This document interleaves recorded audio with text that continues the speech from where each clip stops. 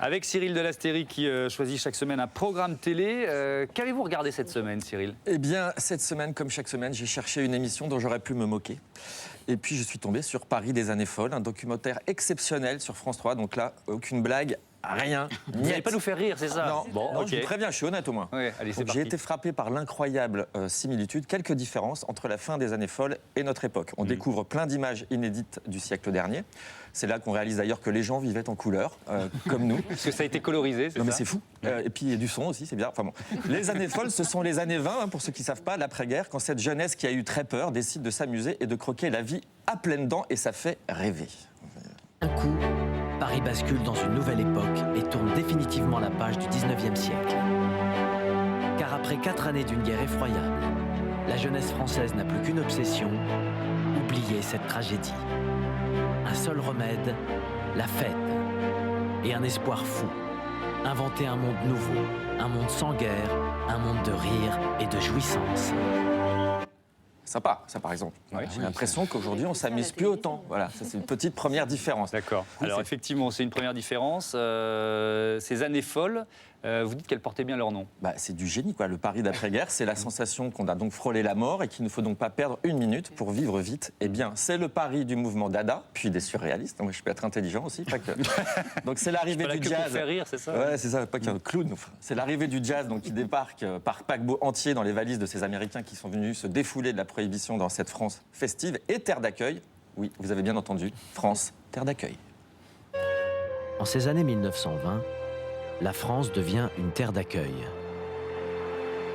Il faut dire qu'elle a besoin de bras pour compenser les lourdes pertes humaines causées par la guerre. 800 000 Italiens, 500 000 Polonais et 350 000 Espagnols, auxquels il faut ajouter les travailleurs coloniaux. Ils sont en tout près de 3 millions à venir en France durant cette décennie. Voilà. Là aussi, les petites différences, j'ai l'impression qu'on n'accueille plus aussi bien les étrangers de nos jours. Voilà. Donc, dans ce Paris qui nous est présenté délirant et rythmé, les quartiers de Montparnasse et de Montmartre se tirent la bourre. Entre effervescence artistique d'une part et expression populaire de l'autre, Paris accueille le monde et les idées nouvelles dans un appétit de liberté exceptionnel. L'art se libère, la femme se libère, même la sexualité se libère. Ah bon? Bah, À ces soirées costumées, on aurait du mal à dire avec certitude qui sont les hommes et qui sont les femmes. Une chose est sûre, ce mariage gay ne pourrait avoir lieu nulle part ailleurs qu'à Paris. Car la France est alors le seul pays au monde à ne pas avoir promulgué de loi réprimant l'homosexualité.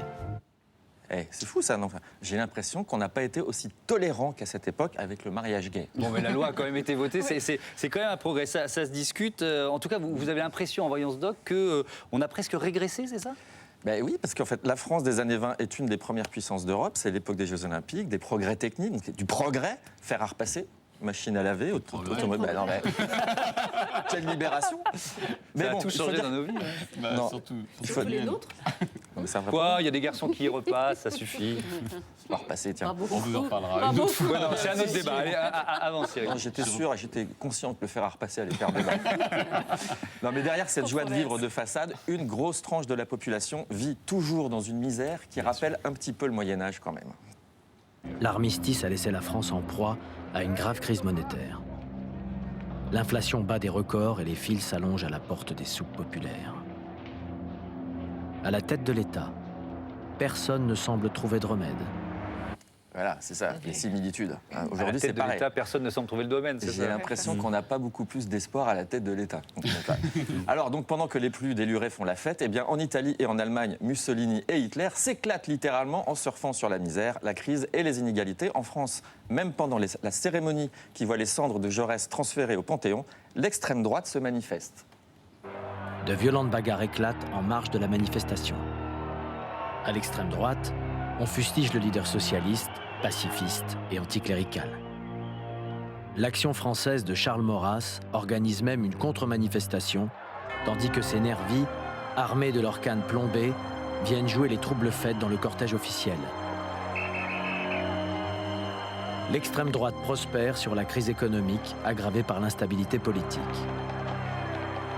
Oui, des militants d'extrême droite qui troublent une commémoration officielle, moi, ça m'a rappelé quelque chose.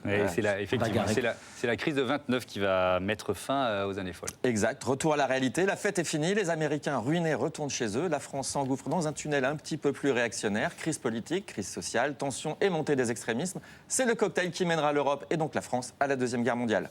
Je suis impressionné par Michel Cotta qui est mourir. Donc je voudrais pas plomber l'ambiance donc en ce dimanche. C'est déjà fait. Hein. En ce dimanche de joie, mais ceux qui prétendent que l'histoire ne se répète pas devraient peut-être regarder ce documentaire en replay. Merci. Voilà, le conseil de Cyril de Lasteyrie.